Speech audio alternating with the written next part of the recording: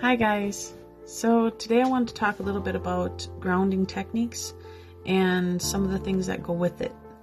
And it states here, grounding techniques can help people with dissociative identity disorder manage dissociative reactions and stay present in the moment.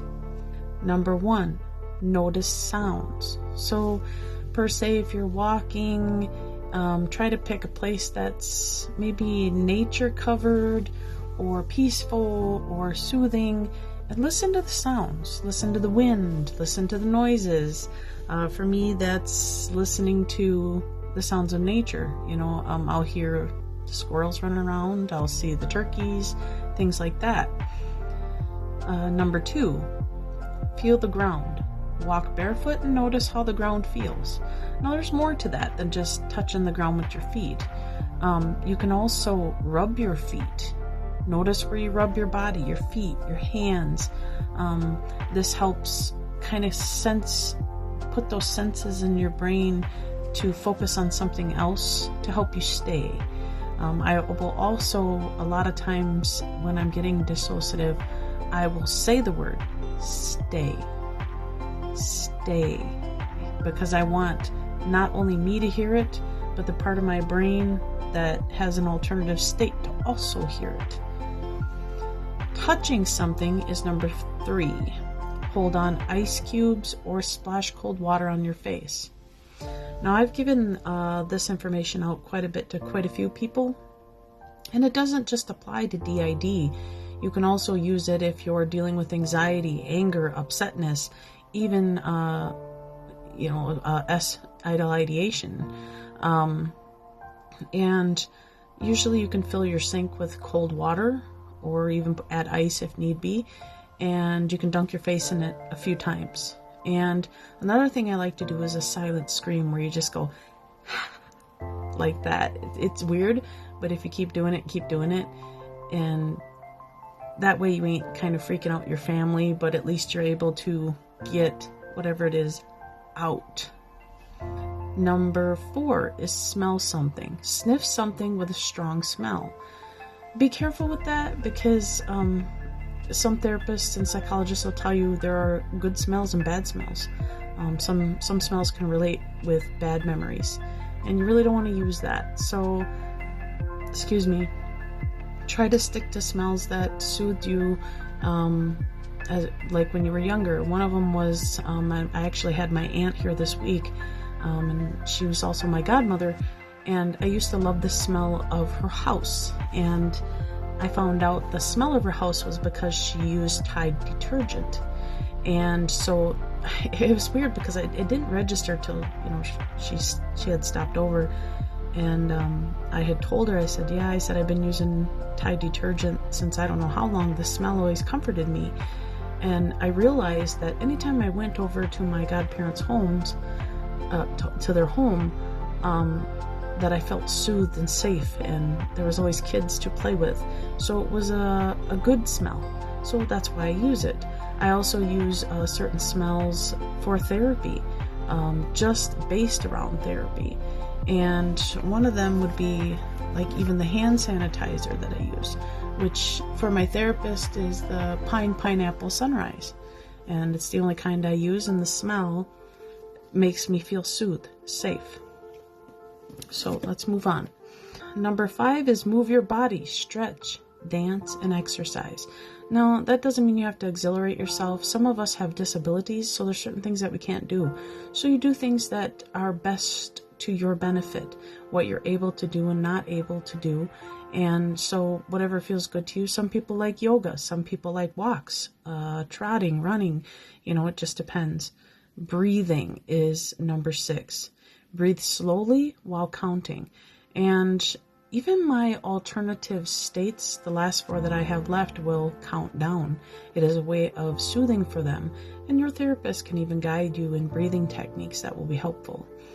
Number 7 is visualize. Think of a place that makes you feel safe and grounded. And that's where that inner world kind of comes in, because, if you can't remember a memory that was good, or even make a place that is good, it can cause you to freeze up harder and not be able to cope. And that's something that you can work with your therapist or psychologist with as well. Another thing is create a list. That's number 8. Make a list of calming affirmations you can say to yourself. For me, that is, I am a good person. I am a good mom. I was a good girl. I did no wrong. I am safe here. A lot of times I'll hear my therapist in my ear, and that'll click into my head. You're in my office. You're in a safe place. Nothing's going to happen to you here. These are things that can get embedded, and help you to cope. Number 9 is play a calming app or game on your phone or tablet. Now take this with a grain of salt, because keep in mind, apps can keep you awake. So, personal opinion, probably not best to do that before bedtime. I prefer reading. My brain gets activated before I have to lay down. Bedtime is kind of a fear because of things that have happened to me in my past. So I find if I read, it has an EMDR effect, where your eyes go back and forth to the point where I fall asleep. Recommendation, don't let the book hit you in the face. It's happened quite a few times for me. And number 10 is do brain puzzles. Now, I've recommended these before, and they're called Hannah-Maya puzzles. And these little puzzles, while you're in therapy or even when you're stressed, you can play with them, take them up, there's levels 1 through I think 6. And surprisingly enough, little alternative stage, age regress states love these things. They're non-threatening and they're fun to play with for them. And you would be surprised, I will struggle to try to get these apart, but little alternative states seem to be able to get them apart quite quickly. And again, those are Hannah-Maya puzzles. Talk to your therapist about them. You can get them at Walmart or order them on Amazon, or even HannahMayaPuzzles.com, I think it is, or their site.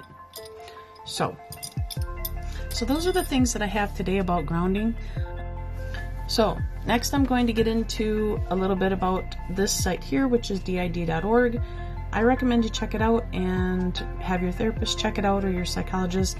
They have a lot of things in here that, myths, misconceptions, basics, alters, you name it, it's in here. I'm focused on the grounding techniques article in here, so I'm going to read a little bit from there. It states here, grounding techniques are techniques that are used to prevent, dull, and distract from disassociation, flashbacks, switching, panic attacks, self-harm, addictive cravings, or other negative emotions, internal experiences, or impulses.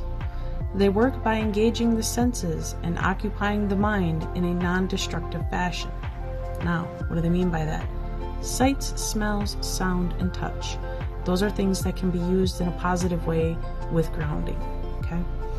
Many grounding techniques are subtle and can be done anywhere without the other people noticing. Though some rely on specific sensory experiences or are made available through specific apps for phones or iPads. So there are things that you can use. Bilateral stimulation is one of them that I really, really find useful, especially at night. If I wake up in a panic and I don't want to have a switch happen, I slip on them headphones, and bilateral stimulation, which is also known as 8D music, will function from one ear to the other ear. It'll go left to the right. And what you do is you focus your eyes to those beats or sounds, and it will help to distract the mind, helping you to bring that level of anxiety down and to ground yourself. Grounding techniques are not the same as processing techniques and do not involve getting in touch with one's emotions or struggles. That's your therapist and psychologist's job to help you regulate those irregular emotions and, especially enmeshment issues, things like that, attachment. Instead, they help to orient one in the present and to achieve a healthy medium between being cut off from or overwhelmed by emotions. And you can read the rest of the article if you wish to. Like I said, the site is right here. Check it out. It'll help you out. So, this last article is through Psychology Today, which is psychologytoday.com. Sorry, I had to move the screen to look. Now, I'm not going to read the whole article because that would take forever, but you're welcome to look into it. But some of the things that I found interesting by Dr. Kira Gardner-Schwartz is that she mentions different grounding techniques that I find useful. And one is called a weighted walk. Okay, and that's basically using, like pick up rocks, carry things, touch things. For me, I find picking up leaves in the fall to be kind of grounding. Sometimes they can be annoying, but useful. Another thing is back support. Create a way to support your back. Lying down on your side, push a heavy pillow up to your back. These can be useful.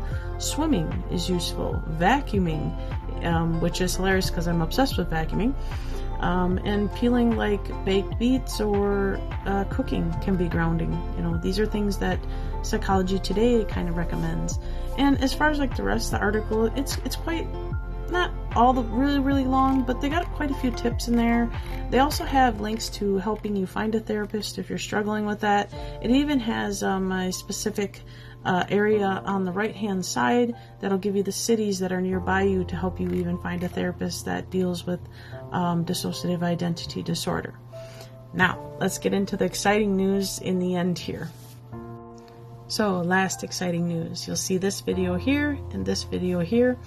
And this video here was one of the charity tables that I had done for my American Legion, and in this video here I decided I was going to make an adult swing so I could go outside and swing, and those are two grounding tools that I enjoy the most, other than bilateral stimulation music.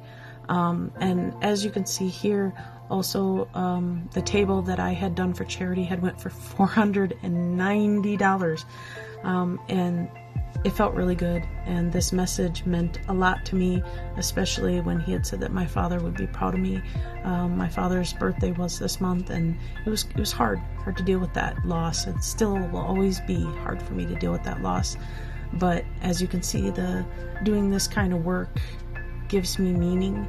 It gives me hope, and so that was my exciting news.